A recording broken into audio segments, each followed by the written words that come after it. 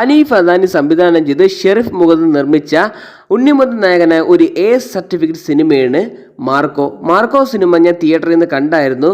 ആ കണ്ട അഭിപ്രായങ്ങൾ ഞാനൊരു വീഡിയോ ആക്കി ചെയ്തിട്ടുണ്ടായിരുന്നു. ആ വീഡിയോ ഞാൻ താഴെ കൊടുത്തേക്കാം, നിങ്ങളത് ചെക്ക് ചെയ്ത് നോക്കുക. അപ്പോൾ ഒഫീഷ്യൽ കളക്ഷനിലേക്ക് പോകാം. ആദ്യ ദിവസം മാർക്കോ കളക്ട് ചെയ്തിട്ടുള്ള വേൾഡ് വൈഡ് ബോക്സ് ഓഫീസ് എന്ന് പറയുന്നത് 10 കോടി രൂപയാണ്.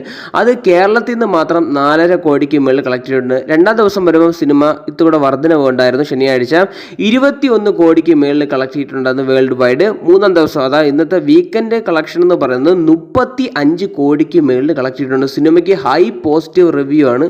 കാരണം വെച്ചാൽ നല്ല വയലൻസ് ഉള്ളൊരു സിനിമയാണ്. ഞാൻ പ്രത്യേകിച്ച് ആ റിവ്യൂവിൽ ഞാൻ എടുത്തു പറഞ്ഞിട്ടുണ്ടായിരുന്നു, കിട്ടില്ല സിനിമ, തിയേറ്ററിൽ നിന്ന് നിങ്ങൾ മിസ് ഔട്ട് ചെയ്യരുത്, മസ്റ്റ് വാച്ചാണ് കാണാൻ.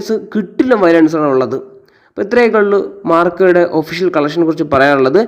വരും ദിവസങ്ങളിൽ 100 കോടി പുഷ്പം പോലെ അടിക്കാൻ പോകുന്ന സിനിമയായിരിക്കും മാർക്കോ.